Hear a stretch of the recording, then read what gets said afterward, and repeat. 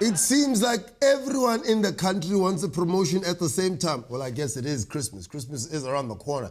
And for a while now, our country has been burning. What do you think the custodians of our democracy were doing while all this nonsense was happening?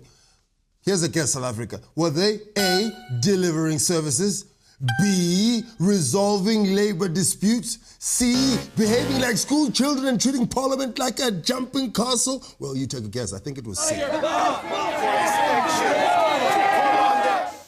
If there's two things South Africans have been patiently waiting for, it's the end of Leon Schuster's career and for our president to explain his Nkandla renovations. Well, Leon is going to be around for a while. But it's not all doom and gloom, right? It seems there's a simple and valid explanation for the renovations. For the renovations, the president has an explanation. South Africa, are you ready? Do you have your popcorn in front of you? Take it away then, Mr. President.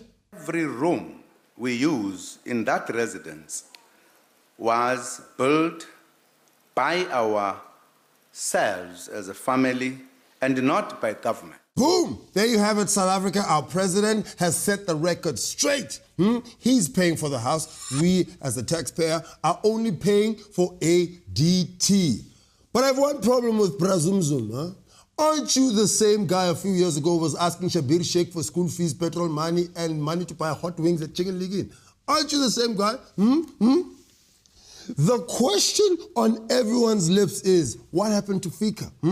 Where people are supposed to tell us where the money comes from and where the money is going. Wasn't this guy blacklisted? Weren't you blacklisted, Mr. President? And now you're meant to believe that you are Oprah rich. You are not Oprah rich, man. Because this is one hell of a home loan, Mr. President. It's a huge home loan. Can you imagine Msholozi applying for a home loan? Number of dependents. I might have to do a head count, just double check, but I mean, we can get back to that question. The man from Nkandla has a thick skin and he can proper dodge a question. If there's one thing he can do, is dodge a question. There is no one in the universe that can dodge a question like our beloved president. What's the adjective for someone who can dodge things? Just is a dodgy person. Dodgy. Dodgy. Check this out.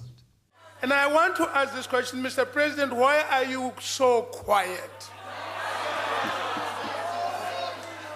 Why do we not see decisive leadership on your part, marshalling your forces, Remember so that we can see solutions begin to happen? If I had time, I'll quote Shakespeare, what he says on such people. South Africa, I think I'm hearing things, right? First of all, I'm hearing birds in my head. Did I hear you correctly, Mr. President? Did you say if you had the time, you would quote Shakespeare? Please elaborate. If you had the time, what would you have said? Would it be something from Shakespeare's comedies, Much Ado About Nothing? Thou art sad, get thee a wife, get thee a wife. Oh, my favorite from Shakespeare's lesser-known work, unreleased stuff, South Africa, all's well that ends with a tender. Oh, Armstead, wherefore art thou Armstead? And what about this whole hullabaloo in the Western Cape? Can you explain to us? Unless you explain to me, members, unless you unpack it to me, what it means. So can someone please unpack this thing from Sholos? You can use anything, puppets, music, dancing. I mean, dancing, you will understand you very well, very well. So if we learned anything from our president is that if you unpack it for him and give him time, South Africa, you will see things. So please break it down to the comrades.